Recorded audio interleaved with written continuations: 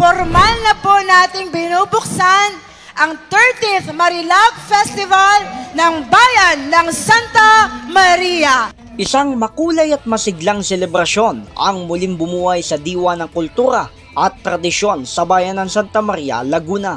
Matapos opisyal na buksan ng Marilag Festival 2026 nitong Miyerkules, dinagsa ng mga residente at bisita ang iba't ibang aktibidad tulad ng street dancing at pagtatanghal ng mga lokal na talento na tunay na sumasalamin sa maunlad na bayan. Matapos yung ating formal na pagbubukas, ay ang unang naging program natin is the official opening of the ribbon para sa ating trade fair booth. Ang ating trade fair booth ay puro mga kooperatiba dito sa bayan ng Santa Maria ang nag-host. So we are showcasing all the goods, products na matatagpuan dito sa bayan ng Santa Maria.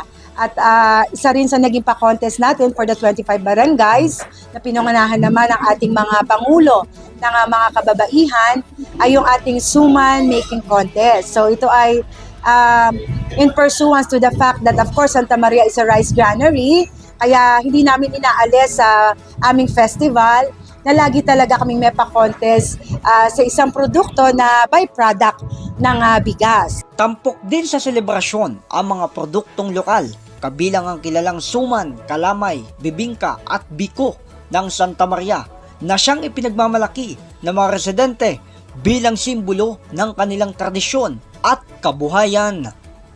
So, when it comes to leveling up, I think one of the level up talaga namin ngayon is itong aming street dance, because dati hindi yung parang it's just performance, no? Ngayon meron silang solidarity dance, tapos meron silang street dance performance talaga, which forms part of the total score na ibibigay sa kanila mamaya when they present yung pinaka main performance nila. So halos 3 sayaw sila, no?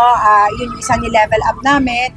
And of course, I think kada taon naman talaga medyo nagle-level up yung aming festival, not just in terms of prizes, but of course in terms of participation.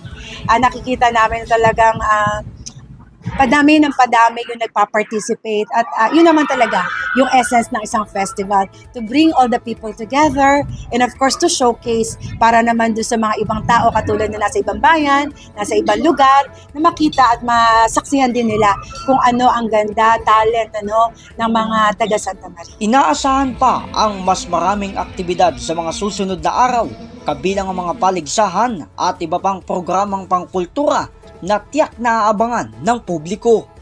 So, we encourage each and everyone, aside from tonight, ay meron pa pong 3 gabing susunod na maari po namin kayo makasama.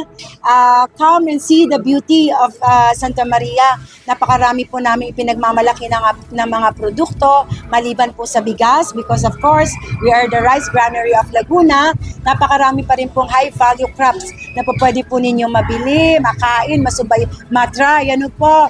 So please, to everyone, alina po kayo sa magandang bayan ng Santa Maria. Sa kabuuan, muling pinatunayan ng Marilag Festival na buhay at patuloy na umuunlad ang kultura ng Santa Maria, Laguna sa pamamagitan ng pagkakaisa at pakikiisa ng kanilang mamamayan.